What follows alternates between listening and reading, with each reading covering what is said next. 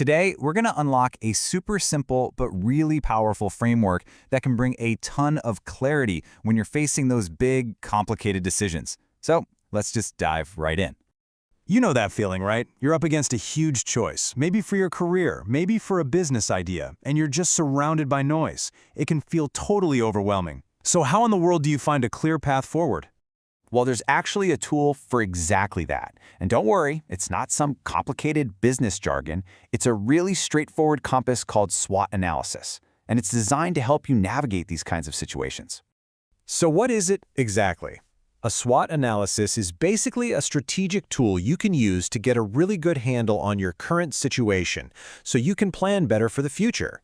And this works whether you're a big company or, just trying to figure out your next career move. Here's the key to the whole thing. The framework is built on a really simple but crucial distinction. It splits everything into two buckets: internal factors, stuff that you can actually control, and external factors, all those forces out in the world that you can't control, but you absolutely need to be aware of. And here it is. This simple grid is the entire framework. On one side, you've got your internal factors, your strengths and your weaknesses. On the other, you've got the external ones, opportunities and threats.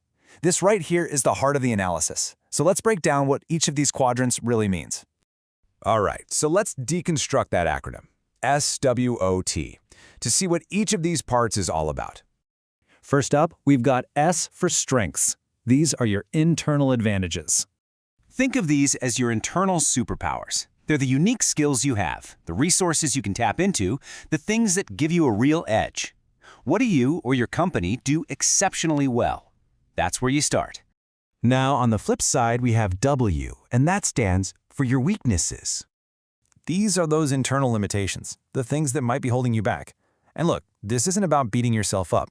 It's about being honest. Where do you need to improve? Because acknowledging these things is the very first step to actually overcoming them. Okay, now we're going to shift our focus to the outside world, starting with O for opportunities. You can think of these like a favorable wind at your back. Opportunities are those trends happening out there, those gaps in the market, or just changing conditions that you could totally leverage for growth. They're your chance to make a real splash. And the final piece of this puzzle is T, which, as you probably guessed, stands for threats. Threats are kind of like the storms on the horizon. The obstacles, the new competition, all the external challenges that could trip you up. But the goal here isn't to be afraid of them. It's to see them coming so you can prepare. Okay, enough with the theory. Let's see how this thing actually works in the real world. We'll use a super simple example, a hotel trying to map out its future. Okay, take a look at this. The hotel's amazing location, that's an internal strength. But its old, clunky tech, definitely a weakness. Now, outside the hotel, the rise of ecotourism is a huge opportunity. But that brand new hotel opening up down the street, that's a serious threat. Now, here's where the magic happens: connecting the dots. How can they use their strong brand, a strength, to tap into that ecotourism market and opportunity? That's how a simple chart turns into a powerful strategy. So what's the big deal? What's the real payoff here? Why is this simple little grid so incredibly powerful for making better decisions? Well, this really spells it out. It's not just about making lists. It's about building a real plan. For a business, it's about staying competitive. But for you personally, it's about shaping your own future. It's about using your strengths to go after new opportunities, while at the same time, beefing up your weaknesses to protect yourself from those threats. So, we've walked through the what, the why, and the how. Now, it's your turn to give it a shot. When you boil it all down, the core idea is really just this. SWOT analysis is a simple but truly powerful tool for making better decisions.